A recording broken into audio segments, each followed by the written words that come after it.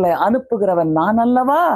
அந்த சொல்றாருல்ல, கர்த்தர் ஒண்ணு செய்யும் போது அந்த இடத்துல, அந்த நீங்க போற இடத்துல, அந்த கம்பெனில, உங்களுடைய காலேஜ்லயா, நீங்க போற பிசினஸ்லயோ, அந்த இடத்துல உங்களால நிறைய ஆர்டர்ஸ வர வைப்பார்.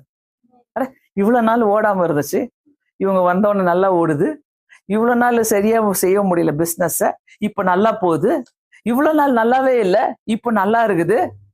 உங்க மேல ஒரு தனி அஃபெக்ஷன், ஒரு தனிப்பட்ட ஒரு அன்பு அந்த கம்பெனிக்குள்ள அதிகாரிகளுடைய கண்களில தயவு கிடைக்கும்படி செய்வார் ஆண்டவர்.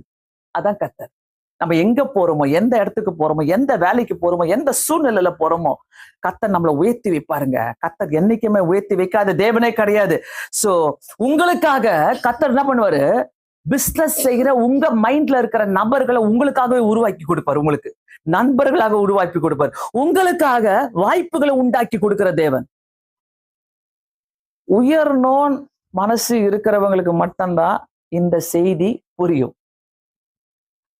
இல்லைன்னா புரியாது. என் அடுத்த உயர்வு நான் இப்பவே உட்காந்து ஆண்டவர் கையில கொடுத்துடுறேன். ஏமன், ஆண்டவர் பார்த்துப்பாரு. சோ அந்த வாய்ப்புகளை உண்டாக்கி தருவாரு. அதாவது கர்த்தர்கிட்ட இப்படி கேளுங்க, ஆண்டவரே யாருக்குமே இல்லாத ஒரு புதுசா ஒரு ஐடியாவை என் மனசுக்குள்ள போடுங்க, நான் அதை போய் பேசுறேன். அவ்வளவுதான், அது அப்படியே ஷைன் ஆயிடும். அவர் சொல்ற ஐடியா கரெக்ட் பேர், இவங்க சொல்ற ஐடியா கரெக்ட் பேர், இவங்க சொல்றதை கேளுங்க. சூப்பரான ஐடியா, சூப்பரான ஐடியா. கண்டிப்பா நான் சொல்றேன், கண்டிப்பா கர்த்தர் ஆசீர்வதிப்பார் அந்த ஐடியாவை. ஒரு சின்ன ஐடியாவா இருக்கலாம், அது நம்மள அப்படியே பெருசா யோசிக்க வைக்கும். தானியேல் ஏன் போனாரு ராஜா அரண்மனைக்கு? கூப்பிட்டு அனுப்புறாங்க. சாத்ராக், மேஷாக், ஆபேத்நேகோ ஏன் போறாங்க? அவங்களுக்குள்ள இருந்த பேச்சு திறமைகள் கிடையாது, அவங்களுக்குள்ள இருந்த தரிசனங்கள் அவங்களை உயர்வுக்கு கொண்டு போச்சு. ஆமென். அவங்களுக்குள்ள இருந்த தரிசனங்கள். உனக்குள்ள இருக்கிற தரிசனத்தை விட்டவே விடாத. எனக்குள்ள இருக்கிற தரிசனம் என்ன தெரியுமா? எங்க போனாலும் அப்படியே புடிச்சிக்கோ. அவங்களுக்கு ஏதாவது ஒண்ணு சொல்லு ஆண்டவரை பத்தி.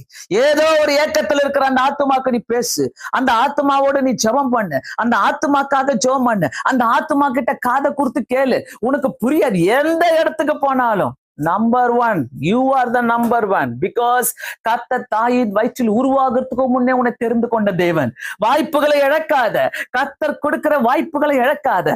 அவர் திறந்து கொடுக்கிற வாசல் உன்னை அண்ணாந்து பார்க்க வைக்கிற வாசலாக இருக்கும். கர்த்தர் திறந்து கொடுக்கிற அற்புதங்கள் வித்தியாசமான அற்புதங்களா இருக்கும். என்னைக்குமே கர்த்தர் கொடுக்கிற வாய்ப்புகளை இழக்காதீங்க.